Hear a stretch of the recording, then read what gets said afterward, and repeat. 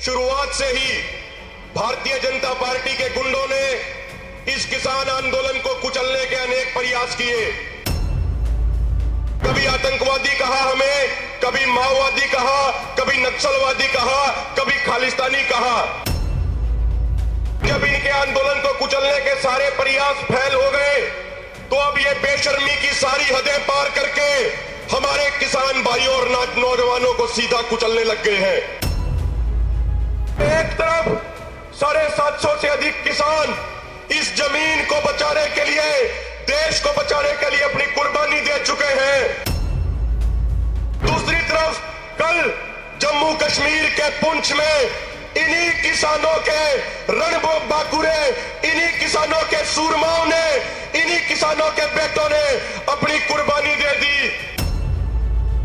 BJP के गुंडों द्वारा किए गए आतंकी हमले में शहीद हुए हमारे किसान और नौजवान भाइयों को सबसे पहले उनको विनम्र श्रद्धांजलि देते हैं और उन माओं का बार बार धन्यवाद करते हैं जिन्होंने ऐसे सूरमाओं को जन्म दिया कि जो अपने लिए नहीं बल्कि अपनों के लिए, पूरी कौम के लिए, पूरे समाज के लिए, पूरे देश के लिए अपनी कुर्बानी देके इस दुनिया से छोड़कर चले गए।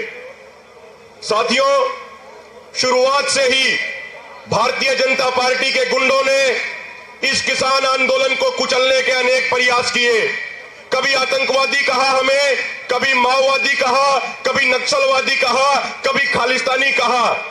लेकिन जब इनके आंदोलन को कुचलने के सारे प्रयास फेल हो गए तो अब ये बेशर्मी की सारी हदें पार करके हमारे किसान भाइयों और नौजवानों को सीधा कुचलने लग गए हैं। हम इनको ये कहना चाहते हैं, आंदोलन शुरू होने से पहले प्रधानमंत्री की लोकप्रियता 66% थी।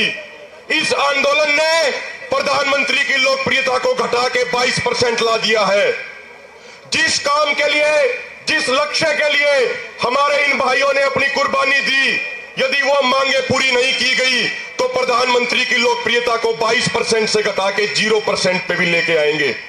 इन शहीदों की कुर्बानी को बेकार नहीं जाने दिया जाएगा। और एक देशवासियों से, मीडिया के माध्यम से तमाम देशवासियों से अपील करते हैं कि जिंदा जमीर के लोगों, अपने घरों से बाहर निकलो।